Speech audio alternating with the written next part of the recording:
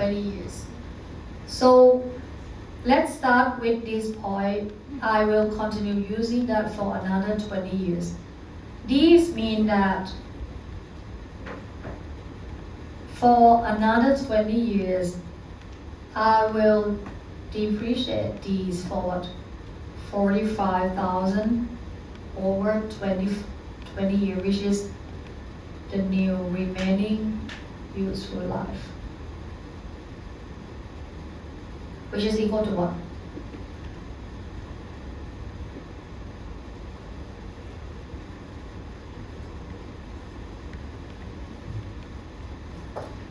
So you can say that from year 11 up until year 30, because you use it for 10 plus 20 more years will be 30 in total. You will have expense of 2,250 per year. Is that right?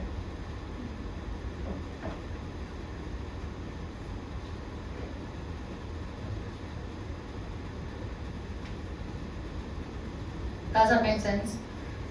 So from year 1 to year 10, the expense 4,500. From year 11 to year 30, it's 2,250. Why the number decreased? What happened? Why you drop it from 4,000 to 2,250?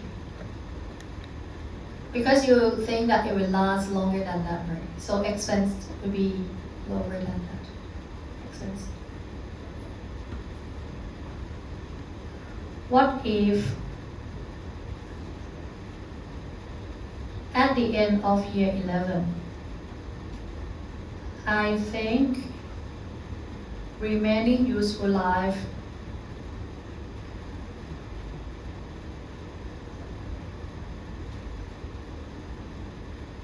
it will last only 5 more years.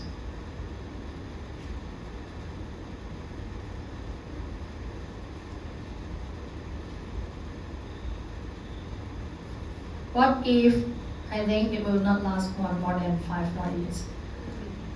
What would be the amount of your depreciation expense from year 11, 12, 13, 14, year 11 to year 15?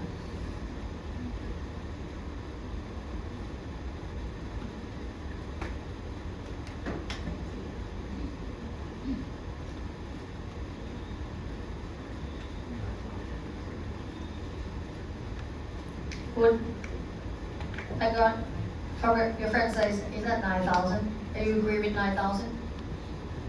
Yes. Why is 9,000?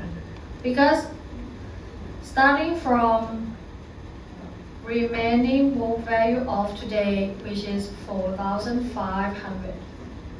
If you think you can use that for 5 more years, that would be, you have to depreciate that 9,000 per year until it's died, it's gone.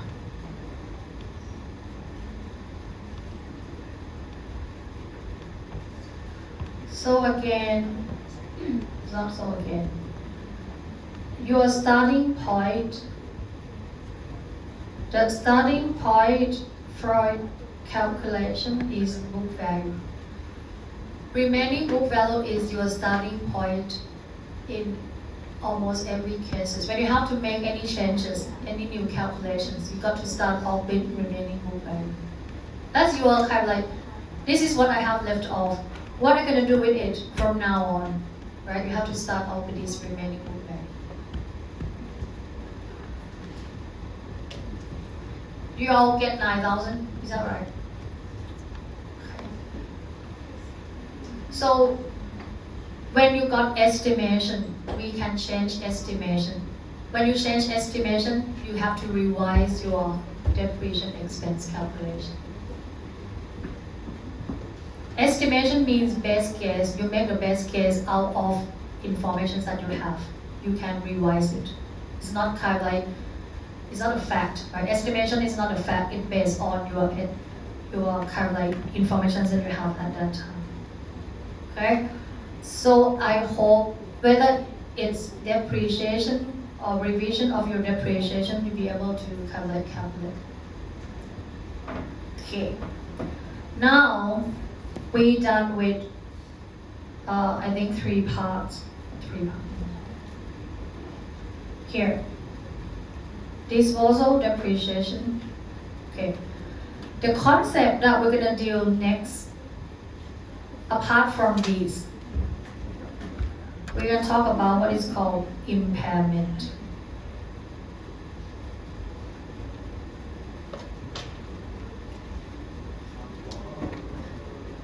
Impairment in Thai we call it doi kha.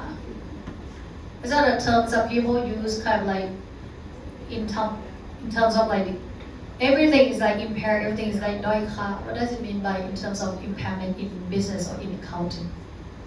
Okay. What I think we have like different interpretations about this term of like impairment.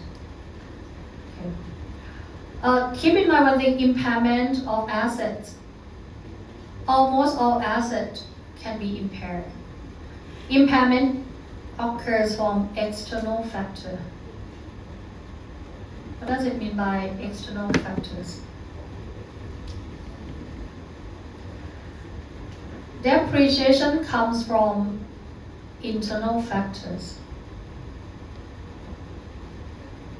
It's from your use, your operation. You use your machine, it depreciates. But impairs caused by outside factors that you sometimes cannot control of. For example, is a drop in customer demand. They no longer want this product. So the machine that you used to create the product no longer has value to you. Right? I don't know whether, I don't think you can, in the past we have like the CDs, right? Floppy disk, it exits before you come to the world. You have the cassette, right?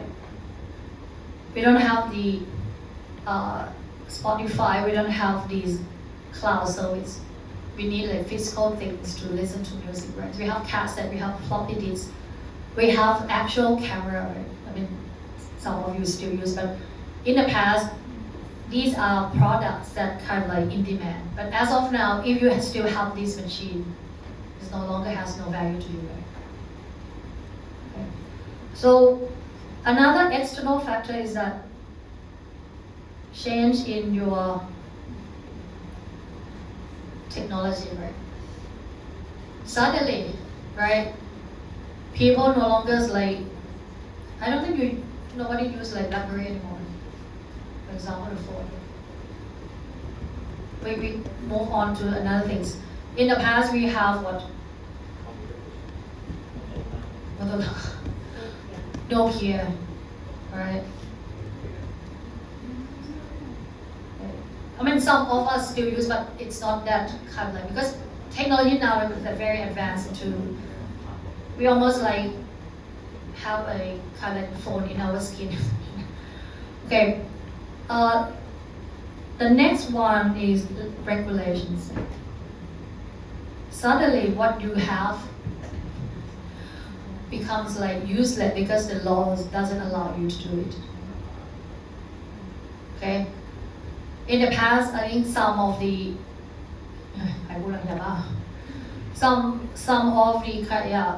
in narcotics, some things like illegal then become legal, something like that, right? Change in something is like out of your control.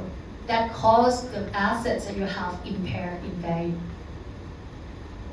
Okay. You don't have to do anything. One day you woke up. Okay.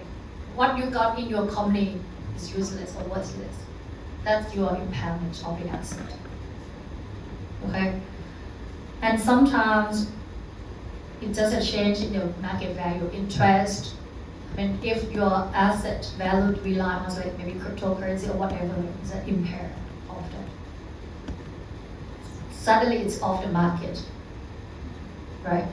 So these concepts, I mean in terms of accounting, not from in the social media, it's from external factors that cause your asset lose its value. So concept of your asset, when the value is gone, you got to recognize that to be expense, impairment loss.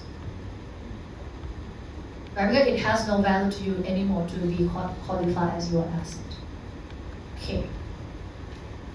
So that's the thing about impairment. Your investment in stocks can be impaired, crypto, anything can be impaired. I mean, in terms of your asset. Your account receivables, you have impairment loss, is that right? Because you cannot collect money from your account receivable, it's impaired. Investment can be impaired as well. Fixed asset can be impaired as well.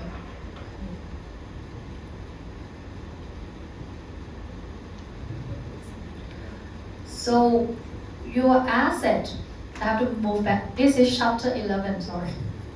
I will skip back. This is chapter 11.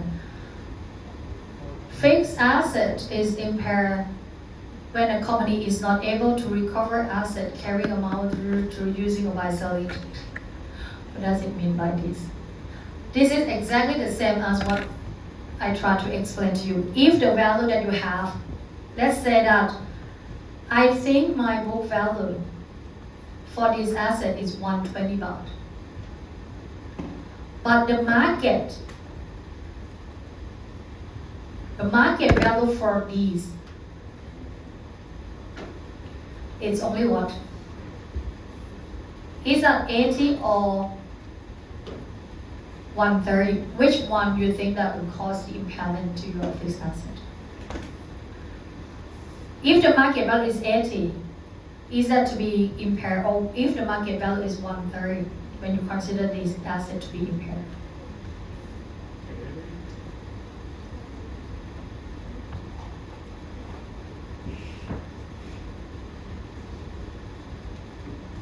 Which is the case for impairment? You think your asset is what 120, people say it's what only 80. Or when you think your market, your book value is 120 and the market value, if you sell it, it's what 130. Which case will give you an impairment to your fixed asset? Is that my question? When the market value is above or below your book value, when you think you have impairment.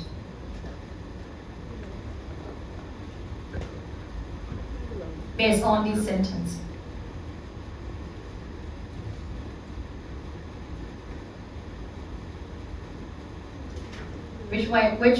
Which case will cause you an impairment?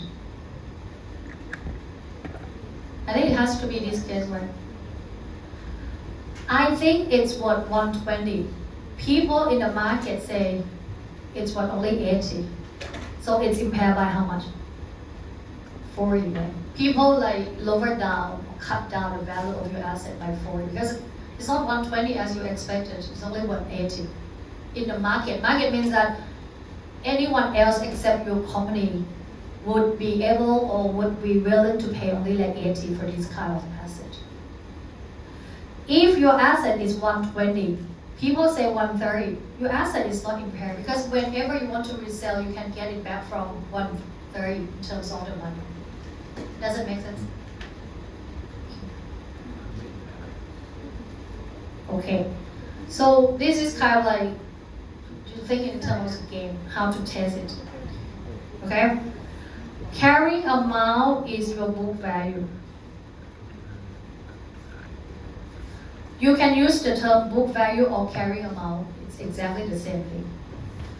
Recoverable amount, this is what we consider, what is the fair value, what you think you can get back from this.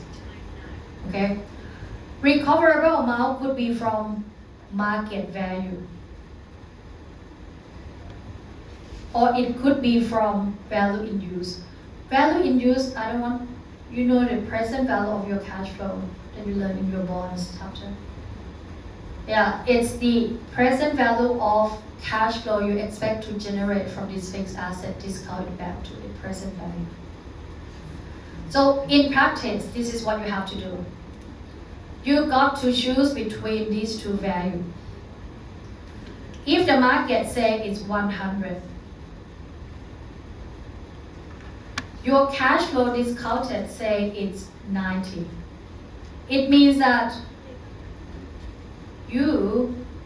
the value of this machine that you can recover at the highest amount is 100. But your carry amount is only 120. You can recover that back only 100. Is that impaired or not? Is your asset impaired or not impaired?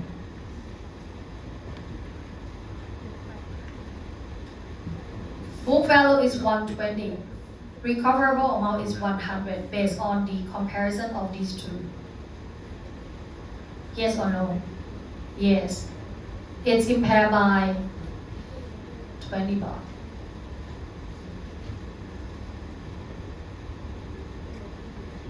Okay?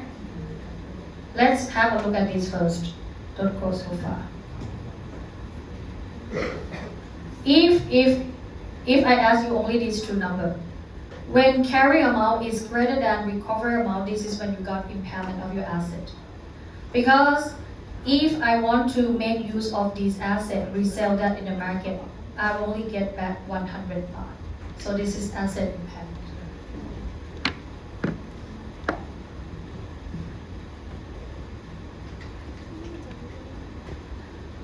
This part is how you get recoverable amount, which is the higher amount between whether you sell it or use it. If you sell this asset, you get 100. If you continue using it, you get benefit back from 90 baht. So the highest amount of use you can get from this is 100 baht. Okay? So these two guys, you compare that to get the recovery amount, and then you compare it with carrying book value to get the impairment amount. I mean, there are only two steps, right? You compare these two first, you get these recoverable, and you compare it with book value. You test whether it's impaired or not impaired.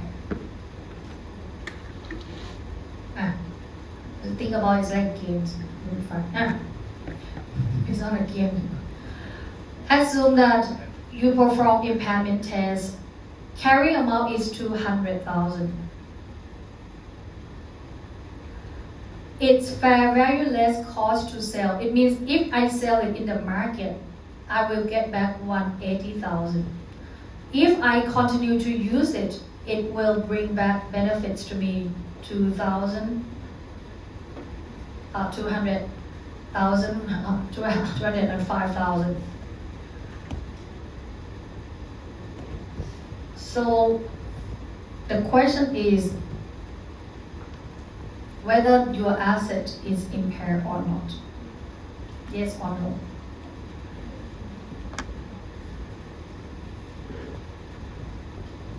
Question number 1. What is the maximum amount that you can recover from this? 180 or 205? 205. If recovery amount is 205, book value is 200. Impaired or not impaired? No, not. Why is that? Because if today I decide to resell, to quit using this one, the value of that in the market is 205. It's not impaired. What I recorded here is not too much, right? Because the value that I can gain back from this is 205. So there's no impairment in the first case. Okay. How about the second case?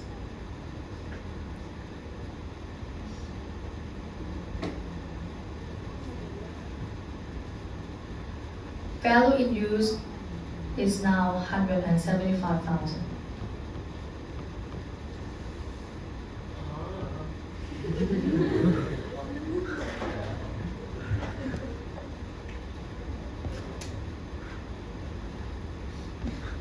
If I sell it,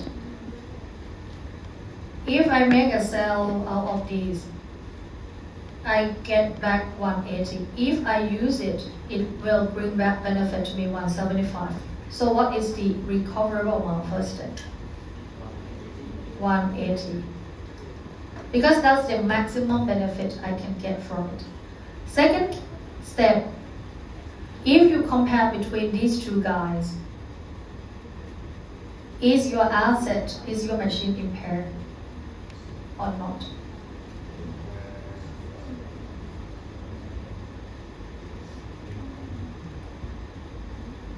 Book value means that as of now in my accounting book, I write down to 100,000, but other people think that it's worth only 180,000. Is that impaired or not impaired? It's impaired by 20,000. So when you recognize that it's your expense, 20,000, and then you credit from. Actually, it has to be allowance for impairment, or in your textbook they put that along with accumulated depreciation. But the right way, it should be allowance for impairment, similar to what you have adjust for your account receivable.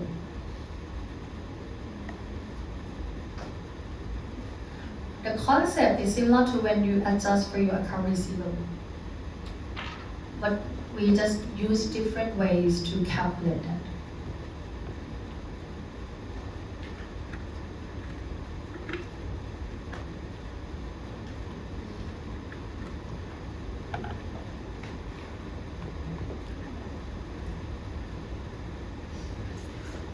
Okay, so in your exam, you don't have to worry. How do I know what is the fair value? How do I know what is the value in use? In your exam, information will be provided. You just use this information and make decisions about it. If I ask you about the test, do you think this asset is impaired, yes or no, and by how much if you think it's impaired? You don't have to worry about, Ajahn, how do I get this and that? It will be given, because if I have to ask you to calculate value in use, then you have to do discount a person value. So that's not the case here, because you already calculate this person value from your bonds chapter.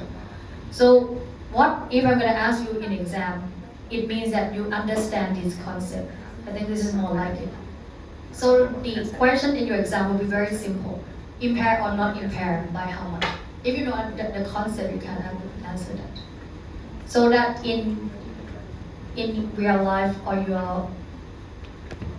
when you work, in your work life, you understand when people say asset is impaired, how did that happen?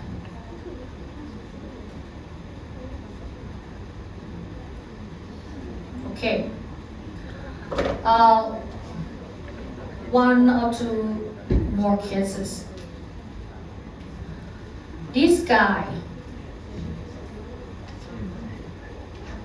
has a machine cost 26 million, accumulated depreciation 12, useful life of 4 years, residual value here. Following information is that carry amount as of 2023 is 14. Use straight line, depreciation expense per year is 6. Recoverable amount of this asset is 11. What's the question here? The question is that if today carry amount is 14, recoverable amount is 11 million. Impaired or not impaired? Yes. By how much? 3 million. Debit loss on impairment 3, and credit allowance for impairment loss 3 million. Is that right?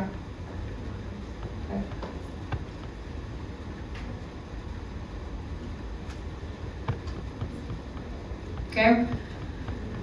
What comes after that is, after your asset is impaired, it means that book value has been changed. So when you calculate depreciation, you got to adjust that based on remaining book value.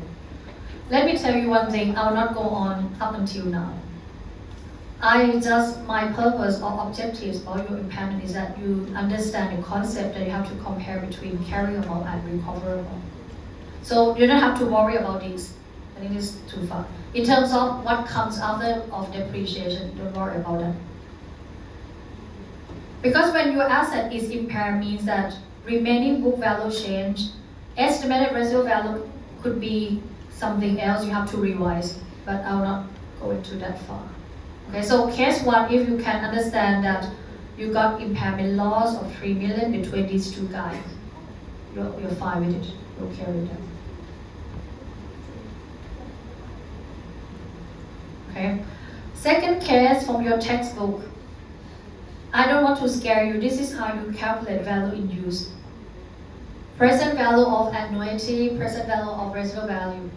Okay. This is just to illustrate to you how they got value in use, present value. You've done that already in bonds. Okay.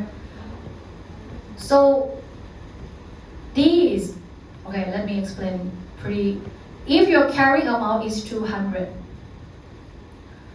value in use based on calculations of your present value is 166514, which is a discount of this future cash flow. Is that if you compare between these two numbers, is your asset impaired or not? Your answer would be yes, because this guy is greater than this guy. So the asset is impaired by the difference between these two, which is 33486. Okay? Just in case that if you want to know what does it mean by value in use means that what is the present value of cash flow that I can get from these assets, which is the same concept as when you calculate the pricing of your bonds. Am I right about your bonds calculations? You've done this before, right, present value? Okay, so we're not going to do that again. Just to remind you that it's the same concept. ทำแล้วใช่ไหมทำแล้วสอบแล้วผ่านแล้ว You suffer that already, right? The present value of your bonds pricing. Okay. Asset or liabilities. Keep in mind one thing. Whether it's asset or liabilities, the value of that is the present value of the future cash flow. Same as firm's valuation. So present value of things that we calculate here apply to firm's valuations, asset valuation, and liabilities valuation. That's why you got to know this, the present or time value of money. But since we done these calculations already, I'm not going to ask you again, but I'm going to give you the number will be given, and then you make decisions based on numbers. Okay. So you don't have to worry that, oh, I have to go back to present value again. No. There might be another chapter that we have to touch on this present value. Right? But these impairment concept, I'll not ask you to do calculations in that in the details. Is that right? Okay. So let's have breakfast. We come back to the first, I think this is the last topic.